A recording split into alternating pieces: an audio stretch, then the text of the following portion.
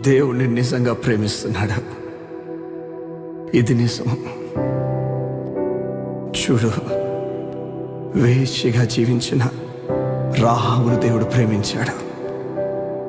విడిచిపెట్టి వెళ్ళిపోలేదు, కానీ ఆమె చరిత్రనే మార్చేశాడు. నాకు తెలీదు నువ్వు ఎలాంటి తప్పు చేసిన వాడు, ఎలాంటి బ్రతుకుతున్నావు. దేవుడు నిన్నే పిలుస్తున్నాడు. ఆయన దగ్గరకు వచ్చేసే ఆయన రమ్మంటున్నాడు. ఇక మొత్తం తానే చూసుకుంటానని చెప్తున్నాడు. ఇక వచ్చేస్తావా?